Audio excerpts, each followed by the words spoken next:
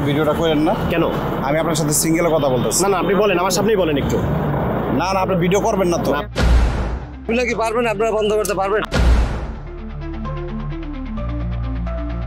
রাজধানীর ফকিরাপুল রাতে যেন অন্য চেহারা। ঘড়িতে তখন রাত 12টা। হাজী সবেদ আলী লেনের একটি প্রেসের সামনে দাঁড়ানো মস্ত বড় একটি কাভার্ড ভ্যান। ভ্যান থেকে নামানো হচ্ছে কাগজের বোঝা। এগুলো কোনো সাধারণ কাগজ নয়, বিদেশ থেকে বন্ড সুবিধায় আনা কাগজ। আপনার এটির যদি কোনো সমস্যা হয়, অফিস আছে, লাখ লাখ টাকা দাম একটা ব্যবসা করে, অফিসে এসে আপনি কি কি কাগজ লাগবো ওটা দেখে সুবিধা নেই। এই কাগজের আসল গন্তব্য থাকার কথা ছিল সংবাদপত্র বা নির্দিষ্ট প্রকাশনা খাত, কিন্তু রাতের অন্ধকারে এই কাগজ খোলা বাজারে বিক্রি হচ্ছে প্রেস ব্যবসায়ীদের কাছে। সরকারের রাজস্ব ফাঁকি দিয়ে বছরের পর বছর ধরে এভাবেই চলছে বাণিজ্য। ঘটনাস্থলে উপস্থিত ব্যবসায়ী মানিক সর্দারের কাছে জানতে চাই এই কাগজ কোথা থেকে এসেছে, বৈধ কাগজপত্র আছে কিনা, কিন্তু কোনো উত্তর মেলেনি। চালান, রসিদ বা কোনো কাগজ দেখাতে পারেননি তিনি। এসকে প্রিন্টিং এর মালিক মানিকের সঙ্গে ফোনে যোগাযোগ করলে তিনিও কাগজের বৈধতা সম্পর্কে কিছুই বলতে পারেননি। এই কাগজগুলো কোন জায়গা থেকে কিনে নিয়ে আসছে?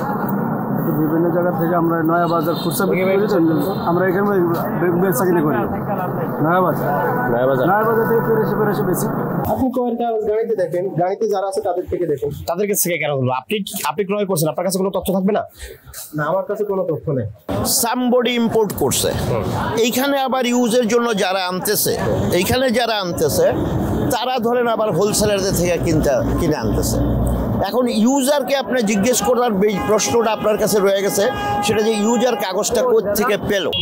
সে কাগজ যে আনছে ওর কাছে আছে। আচ্ছা, তাকে একটু ফোন দেন, আমি পাবো কোথায় বলেন? আমি দেখলাম আমার সামনে আপনি দুইবার কথা বললেন তার সাথে। আপনি তাকে বললেন যে সাংবাদিকরা আসছে, তারা কাগজ দেখতে চাইছে। আপনি একটু ফোন দেন তাদেরকে।